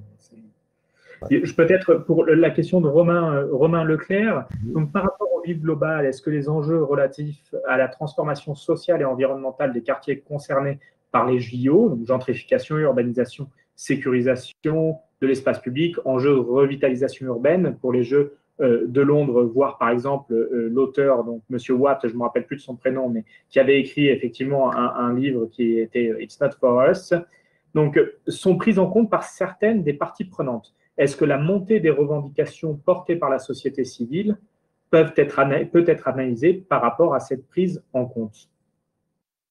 Alors, selon moi, elles doivent être prises en compte, bien sûr, et elles le seront de plus en plus à travers cette partie prenante que j'ai mise en avant tout à l'heure, ces groupes citoyens, ces activistes, comme on peut les appeler aussi. Donc, ils s'organisent de plus en plus pour que leur voix soit entendue par rapport à l'organisation des Jeux, notamment dans leur quartier, dans leur département, dans leur territoire, en fait. Et ce n'était pas le cas autrefois, il faut le reconnaître, puisqu'autrefois c'était essentiellement le CIO, les COJO, un petit peu les gouvernements, mais surtout les gouvernements nationaux qui intervenaient. Et aujourd'hui, de plus en plus, les groupes citoyens qui s'organisent à un niveau local vont intervenir de plus en plus dans l'organisation des Jeux. Et donc doivent être inclus dans cette gouvernance collaborative dont je parlais tout à l'heure. Est-ce que ça répond à la question? Alors bien sûr, c'est à ces quartiers finalement de décider.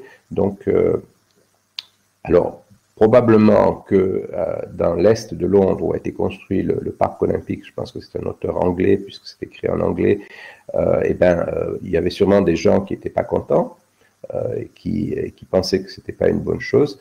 Après, c'est le système démocratique qui doit rentrer en ligne de compte. Est-ce que les groupes citoyens de ces régions ont été pris en compte? Je ne crois pas, pour Londres 2012, ou très peu. Et est-ce qu'aujourd'hui, ils diraient que ce n'est pas pour eux? Il faudrait leur poser la question. Tout à fait. La question, peut-être une remarque sur ce point, c'est vrai qu'il y a eu dans les Jeux précédents parfois des grands déplacements de population pour la construction des sites olympiques.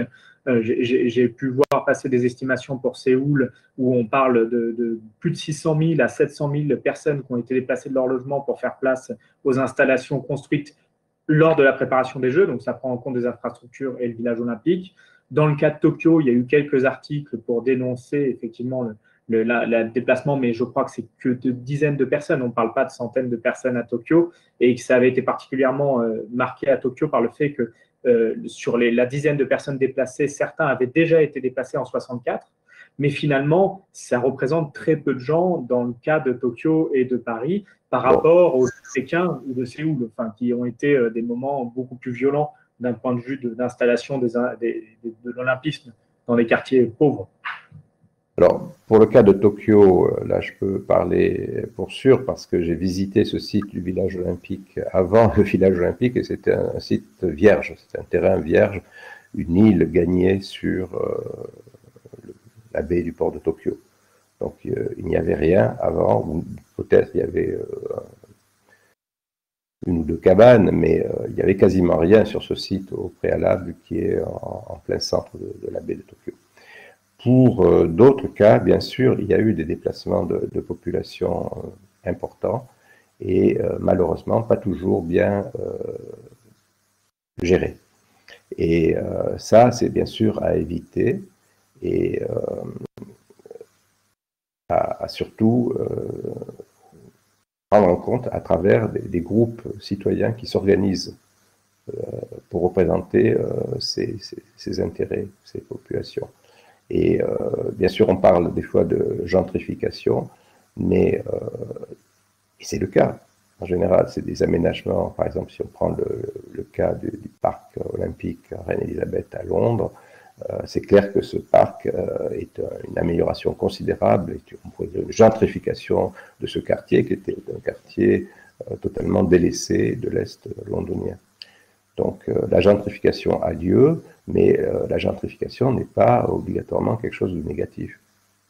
Pour autant que les populations qui habitaient au préalable dans ces quartiers sont relogées correctement, sans doute pas au même endroit parce que les prix ont monté, mais à proximité ou dans d'autres endroits qui leur conviennent.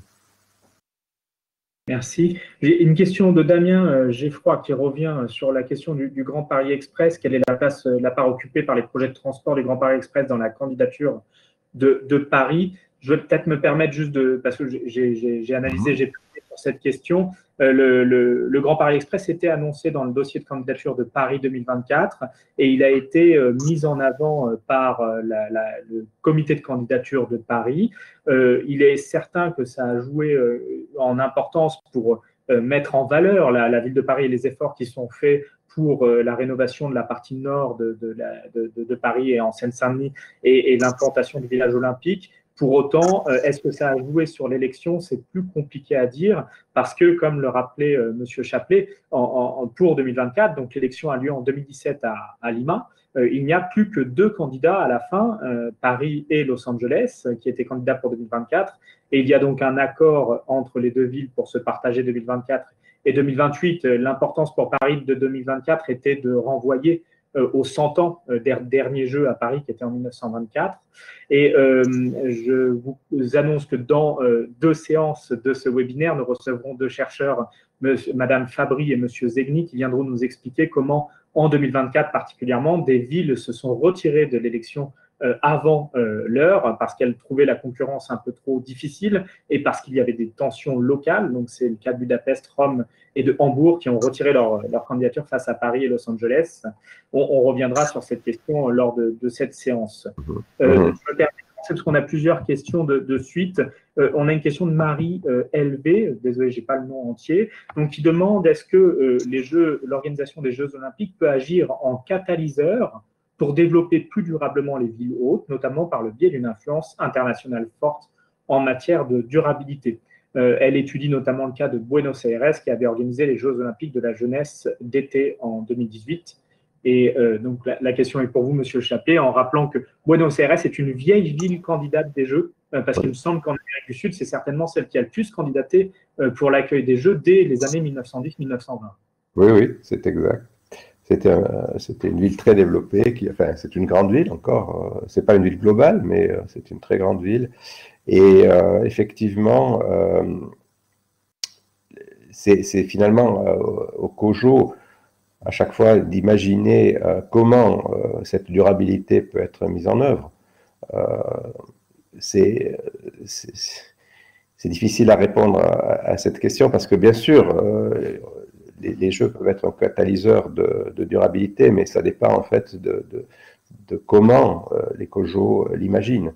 Et donc maintenant, le CIO demande au COJO de mettre sur pied des plans pour concrétiser en fait cette volonté de durabilité, et ça dépend bien sûr des plans qui sont mis en place. Donc c'est une tâche qui n'était pas autrefois à l'agenda, si j'ose dire, qui n'était pas vraiment d'actualité pour les COJO et qui le devient de plus en plus. Parce que tout simplement, non seulement le CIO le demande, mais surtout la population le demande. Les populations de ces territoires le demandent. Donc, les COJO font des propositions en ce sens et essayent d'être le plus durable possible. Alors, qu'est-ce que c'est que d'être durable pour des Jeux Olympiques? Ça, c'est une question intéressante et qui n'est pas facile à répondre parce qu'on on doit imaginer des choses qui n'existent pas encore souvent. Et en plus, on va faire de la durabilité avec de l'éphémère. Enfin, comment dire, en Suisse, on sculpte sur des nuages un petit peu. Mais je pense qu'il faudrait regarder le plan de durabilité du COJO de Paris, qui est lié au plan d'héritage aussi, pour pouvoir répondre. À Buenos Aires, j'étais à Buenos Aires pour ces Jeux de la jeunesse. La ville a utilisé des parcs existants. C'est aussi, là aussi un principe qui est appliqué aux Jeux de la jeunesse, donc pas de construction particulière, qui était assez dispersée dans la ville. Il n'y avait pas à mon avis, il n'y avait pas de problèmes fondamentaux de durabilité, si ce n'est les problèmes de la ville elle-même qui existent déjà, qui existaient auparavant et qui existeront encore pendant quelques années. J'espère que ça répond. Je vais reprendre la question de Loïc Huppert qui suit. Donc, en comparaison à l'organisation des Jeux Olympiques de Tokyo 2020, le budget présenté par le COJO de Paris 2024 s'élève à 6,8 milliards d'euros, près de 2 fois moins. La définition des coûts liés aux Jeux est-elle la même dans les deux cas? Comment comparer les deux cas? Alors, probablement que non. Mais la définition, parce que bien sûr, les systèmes comptables sont très différents d'un pays à l'autre, etc. Mais surtout, aussi, le paysage collectivité publique est différent.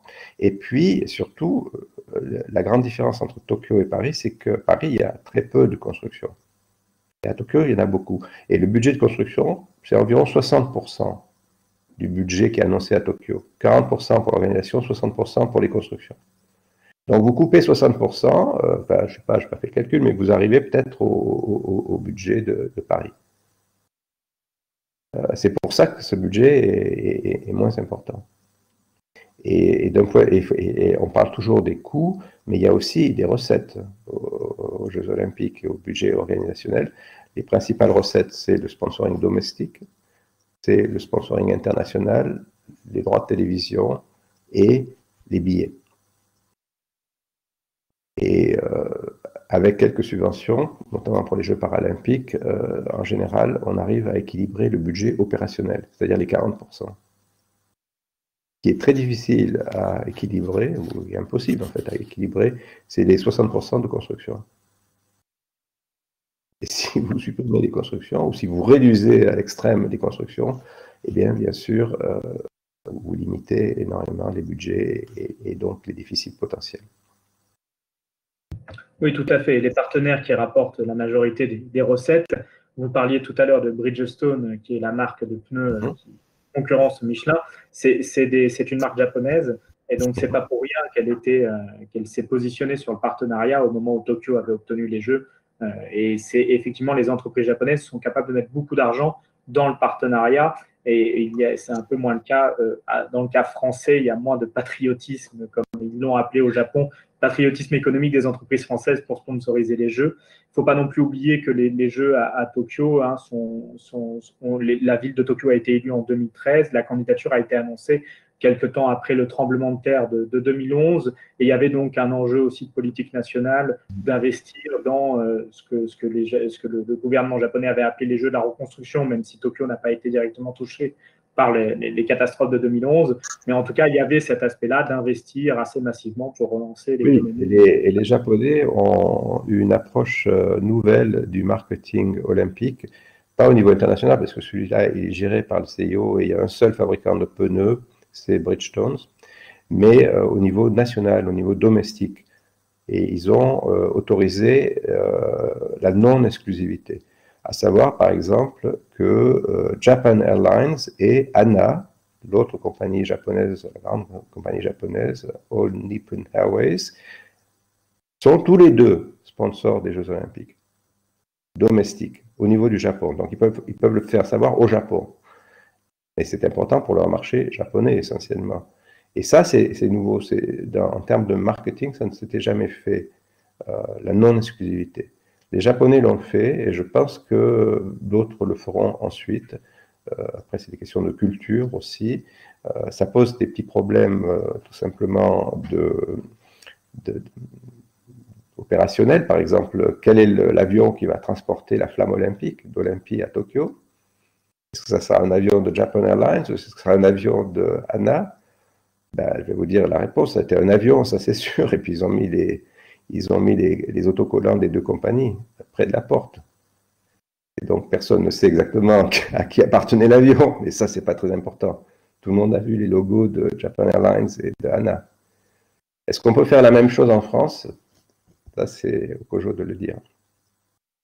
Mais donc, les Japonais ont quand même, grâce à ce système de sponsoring domestique, récupéré plus de 3 milliards de dollars de recettes. Donc, une toute petite partie revient au CIO, mais l'essentiel revient au COJO. On contribue à l'organisation des Jeux. Il y a des dépenses, mais il y a aussi des recettes. En France, à Paris en particulier, c'est vrai que le programme sponsoring a démarré relativement lentement. Avec notamment aussi une controverse sur la volonté de Total d'être présent dans les partenaires, tout comme Airbnb. On pourra peut-être y revenir, c'est un sujet singulier. C'était volontaire, c'était la ville de Paris qui n'était pas d'accord. Oui, tout à fait, oui. Mais ça pose la question voilà, de l'importance pour la ville de son image et de préserver son image à la fois en politique locale, nationale, et bien évidemment auprès des entreprises.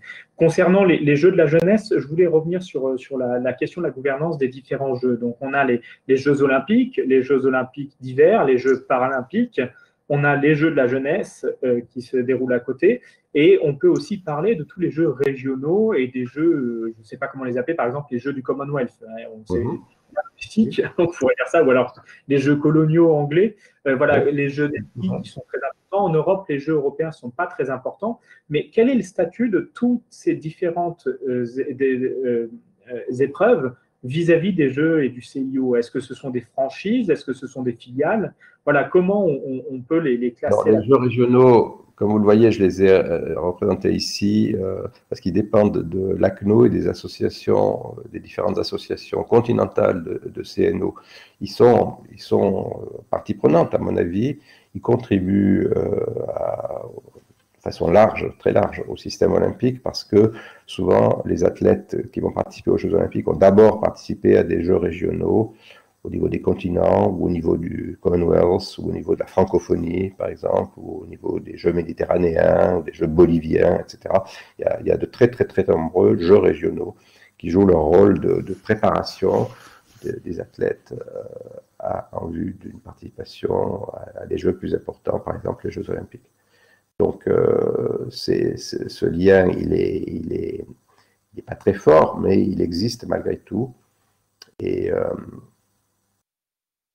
il y a un lien aussi avec l'Association nationale des comités olympiques, l'ACNO. Mais voilà, c'est tout ce qu'on peut dire sur les Jeux régionaux. Ils jouent leur rôle et ils sont partie prenante à travers les Parfait. athlètes. Peut-être dernière question, s'il n'y a pas d'autres questions qui s'affichent, une question peut-être plus sportive cette fois-ci. Comment sont décidés les sports olympiques? Et on voit par exemple qu'à Paris, on veut rajouter l'escalade et la breakdance, si je me rappelle bien.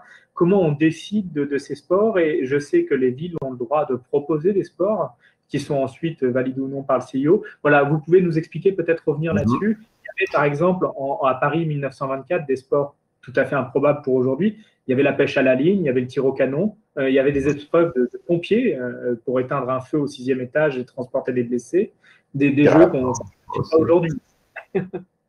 Tout à fait. Alors, ça, c'est une des grandes prérogatives du CIO. Bien sûr, le CIO attribue les Jeux à une ville, mais il fait deux autres choses importantes. Il reconnaît des comités nationaux olympiques, des pays, en fait, c'est-à-dire ceux qui vont pouvoir envoyer des athlètes aux Jeux olympiques. Et puis, et c'est pour ça, par exemple, que Tahiti, les athlètes tahitiens, ils doivent participer à travers le comité olympique national et sportif français. Alors que des athlètes de Guam, qui est aussi une île du Pacifique, mais qui appartient aux États-Unis, eh ben, ils ont leur propre comité national olympique, parce qu'il est reconnu par le CIO, alors qu'il n'y a pas de comité reconnu par le CIO pour Tahiti. Donc ça, c'est la reconnaissance des CNO. Et il y a la même chose, la reconnaissance des fédérations internationales. C'est des liens de reconnaissance, alors que les liens avec le COJO, c'est des liens contractuels, à travers le contrat ville-hôte. Donc, pour les fédérations, le CIO en reconnaît 28, et c'est 20 pour les Jeux d'été, mais ces 28 correspondent à beaucoup plus de sports.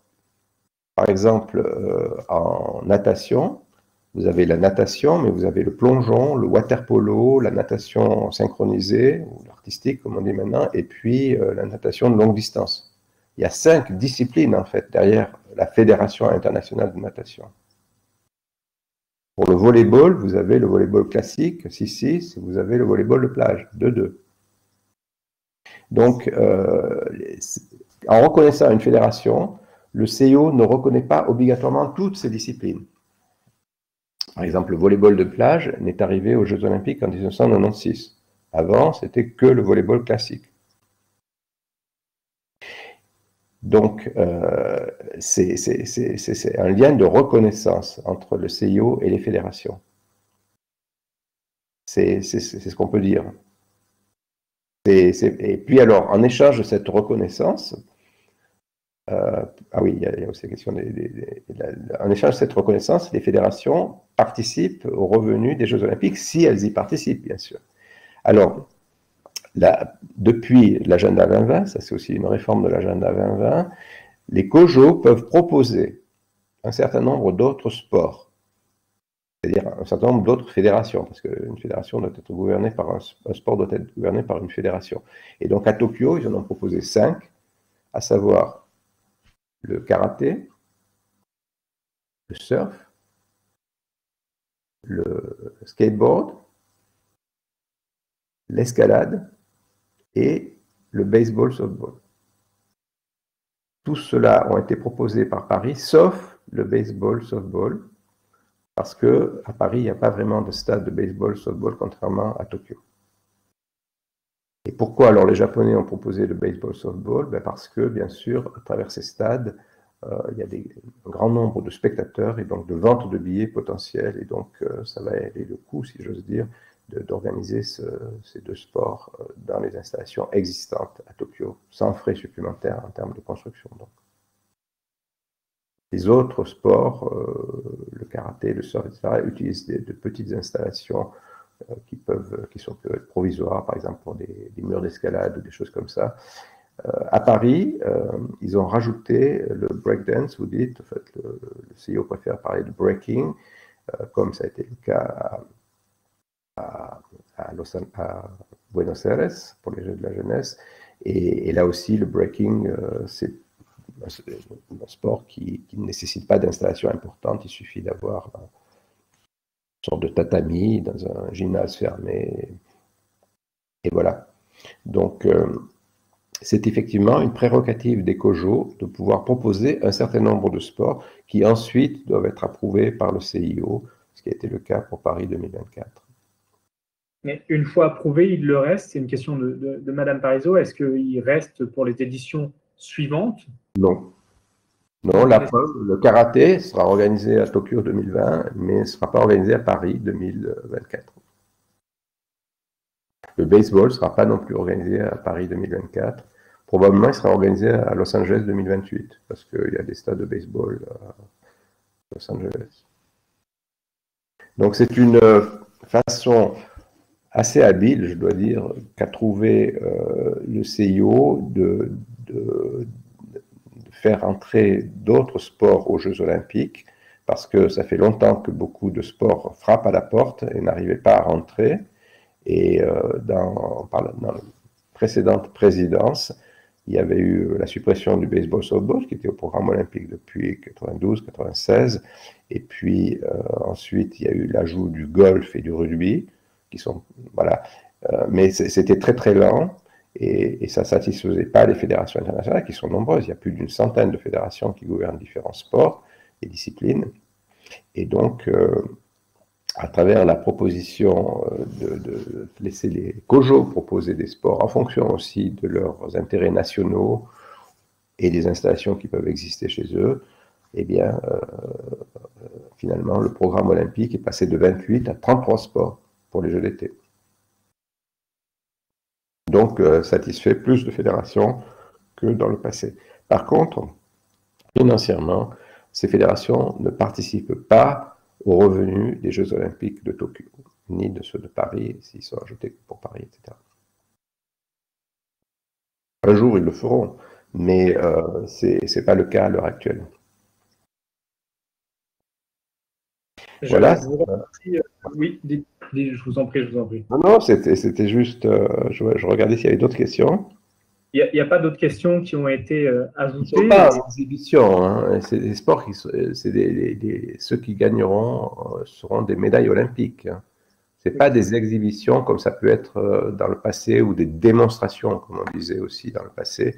Par exemple, la pelote basque aux Jeux de Barcelone 92. Il n'a plus jamais été, peut-être à Paris de 1924, il y a de la pelote basque, je ne suis pas sûr. Enfin, bon. Mais c'est vrai que le programme olympique a beaucoup évolué et c'est un des pouvoirs importants du CIO, non seulement d'attribuer les Jeux à une ville, mais de reconnaître des CNO et de reconnaître des fédérations des sports. Donc, et c'est un pouvoir qu'il a développé au fil des ans à travers ce système olympique que j'ai mis en avance. Je vous remercie en tout cas pour ces explications et cette présentation de la gouvernance olympique qui nous a permis de mieux comprendre le statut du CIO et des autres parties prenantes des Jeux Olympiques, qui sont très nombreux, comme on le voit sur ce diapo qu'on laisse à l'écran. Je vous remercie à nouveau pour cette présentation et d'avoir accepté. Nous retrouverons le 9 février 2021 Madame Delaplace, qui est professeure à l'université Gustave Eiffel et qui est l'organisatrice du réseau des méga-événements l'ORM, l'Observatoire des méga-événements. Elle interviendra sur la question du tourisme et des Jeux Olympiques, entre éviction et attraction. Ensuite, nous retrouverons le 9 mars, donc comme vous le comprenez, le séminaire se fait tous les deuxièmes mardis du mois. Nous retrouverons les professeurs Nathalie Fabry et Sylvain Zegni de l'université, là aussi Gustave Eiffel, pour nous parler des villes qui ne veulent plus accueillir les Jeux. Et nous retrouverons en avril, le deuxième mardi d'avril, l'après-midi cette fois-ci, 2 interventions de professeurs nord-américains, donc John Lauerman qui va nous parler de l'héritage des candidatures ratées, parce qu'il y a un héritage des candidatures ratées, nous aurions pu en parler pour Paris 2008. Il y a beaucoup d'expérience. Positionné sur l'héritage même des Jeux de 2008, et une deuxième intervention d'Éric Mottet et Éric Boulanger qui viendront parler de la géopolitique des Jeux Olympiques en Asie et dans le monde. Donc, je vous remercie tous d'avoir participé. Aujourd'hui, on était nombreux avec une 60aine de personnes. C'était une belle séance et je vous souhaite à tous une bonne journée. C'est moi qui vous remercie. C'était très, très intéressant et très agréable. J'ai beaucoup apprécié les questions. Merci aussi pour tous les remerciements. Et je prévois de sortir en 2023, donc un an avant les Jeux de Paris, un livre sur la gouvernance des Jeux Olympiques, donc le passage de 1924 à 2024. Donc, restez branchés. Merci beaucoup encore. Merci. Au revoir à tous. Au revoir.